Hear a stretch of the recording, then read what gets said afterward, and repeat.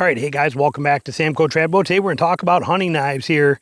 I killed a deer yesterday, got to use that Magnacut Hogue knife. Loved it. It got through that whole entire deer, zero issues, boned it out completely, and I was working right to the bone and purposely trying to, work it hard and scraping against the bone for everything. I got every speck of meat off that thing, and it was still shaving sharp when I was done. When I got home, I took a crock stick and I resharpened it in about, I don't know, maybe 15 strokes on each side, stropped it. It is back to perfect. We're going to talk about this a little bit today. Some of these knife steels, okay, my two favorite ones. It's my kit, ready to go again. It's my kit for processing animals. But in here, I'm keeping this is that Hogue we have. And then we have S30, 3V that I love also. 3V is one of my all-time favorites too, which I've been carrying on my side as a Bradford for a long time. So when we show you these, there's that Hogue, there's that Bradford, and I got some other options here I'm going to show you, but these two knives, 3V here, Magnacut here, absolutely amazing. Now, I love my 1095 for my survival type knives because it's predictable and it's not going to break and you can't hurt it, and it's all those amazing things, and it's sharp and super easy. These have got superior corrosion resistance to that, and they still sharpen just as easy, and they hold an edge longer. Again, I don't know if I'd go batoning and beating these. Maybe they'll hold up to that too as well. 3V is supposed to be very strong.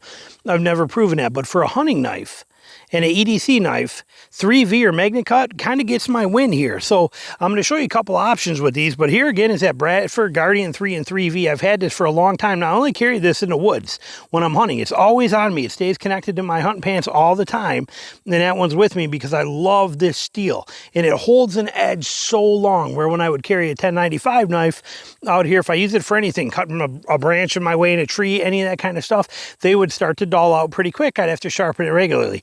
This one I can get through an entire season of doing whatever I normally need to use this knife for, and I never have to sharpen it. Okay, so I love the 3V factor of this knife. This one, sorry, mosquitoes are bad and I'm sweating like crazy. We just had this truck buried. That's why the tonneau cover is open. I thought I was going to have to get my winch. We were buried in goo. Water was over the bumper back here. You can see all the water that flowed into here, even through coming up through all this water came through the tailgate and was flowing out this way. Like I said, we were in a pretty bad spot. I was kind of freaked out, but we were able to get it after a few minutes of working our way out of there, but the truck's covered in mud. But this Hogue, this one here, I bought specifically for processing animals in the field. Works amazing. So, and now if you don't want to spend that kind of money, because I think this one here, you're looking at, about $200 for this one right here, this Hogue XL. You're looking at a couple $100 for one of these, okay, for the Bradford Guardian and 3V.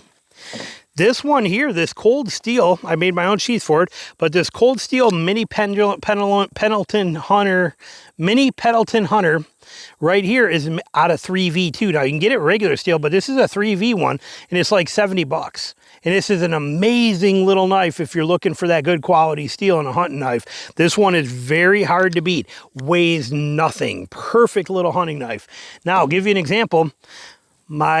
This is what I was using for a long time, was a Havalon, because I like the fact of replaceable blades. So I carried it in the system just like this, multiple blades in there, and then the knife right here. We put this out, there it is. Now if we compare this for practical purposes here, you can see how much more blade I have to work with on this, and I don't have to get snagged. It was always getting snagged.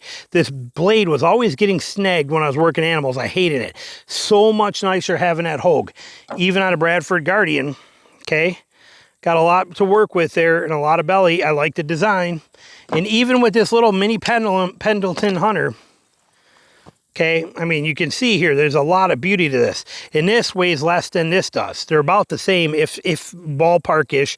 Probably won't even notice any difference.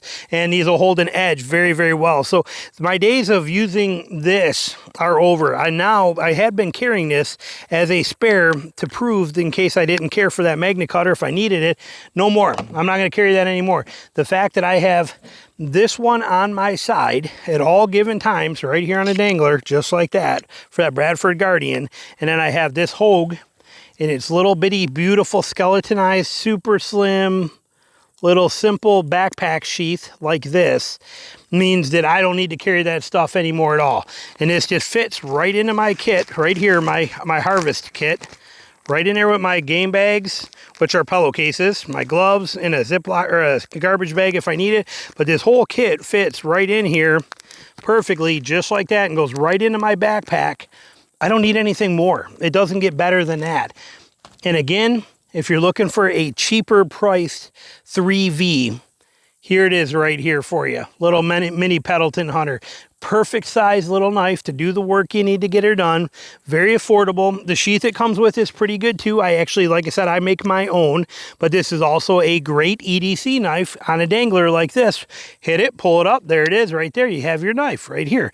Perfect, simple, and easy. So some great options, but I still love my 1095 steel. I like it a lot. But I like 1095 for use on my bigger knives that are going to be survival knives, shelter building. They're going to get beat hard. And in here you can see somewhere in here, can you see it? No, but I can feel it right in there. But you can see the head of it sticking out right there. But that's actually a ceramic rod right in there that I keep inside of there. That's all I need out here. If I were to take any one of these knives and it was to basically get dulled out, all I have to do is take that ceramic rod, give it a couple of strokes on there like that real quick, and it is back to razor sharp and working and ready to go. So 3V gets my vote tremendously. Magnacut gets my vote tremendously. 1095, absolutely still love it. I hate a lot of the super steels. I was very, sorry, I'm sweating like crazy again. It's very hot out here. I don't like a lot of the super steels. Okay, I have S30V. That knife is garbage. I'll never touch it ever again. I can't stand it. One of these days I'm just going to sell it. The only reason I keep it around is so I can show it in videos on how much I hate the thing. I'll never own S30V again. Okay, I'm not a fan of those. I have 390. 390 is not a bad one. It's pretty tolerable, but I'm not a fan of these steels that are like SV90. No way. I don't want these knives that are impossible to sharpen in the field. I want a good balance of edge retention, sharpenability, and corrosion resistance.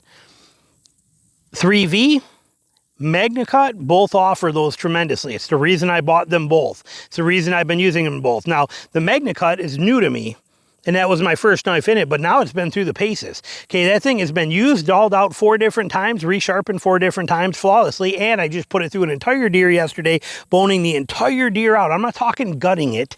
Okay, I'm not talking about, or just quartering it. I mean boning it out completely, 100%, no bone, everything done.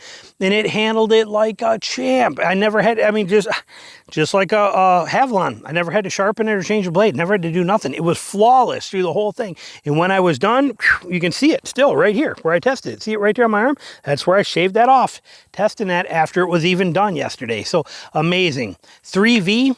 Right there too. Like I said, a lot of knives are coming out, Magnacut now, but 3V, I have been carrying this one now for 2.5 years in the woods with me, and I straight up love this knife. I love this steel. Same qualities as Magnacut. Very corrosion resistant, super easy to sharpen, yet wicked good edge retention. Not life-shattering like S90 or any of that kind of stuff, but I mean so good. The combination of everything is so perfect. It is just such a perfect mix. So if you're looking for a knife steel, for a new knife, for something that you want to do regardless of what the knife is for, my opinion, if it's me who owns over 100 knives, if I'm buying a new knife today, now I got a lot of 1095 stuff like I said, but if I'm buying another knife today, it will be in 3V or it will be in Magnacut. I don't care which one, but those are the only 2 steels now I'm interested in buying. Again, love my 1095, but Magnacut and 3V are winning for me in that factor. I straight up love them. Now, again, I don't want to make 1095 sound bad because I love it, especially when I was in Michigan. But where I'm down here in Georgia now with the humidity and the constant rust and stuff like that, I gotta keep them patinaed a lot more often. Not a big deal. I actually enjoy doing it, but as a perfect all-around everything knife, steels, 3V and Magnacut get my vote. So there you go. Thanks for watching.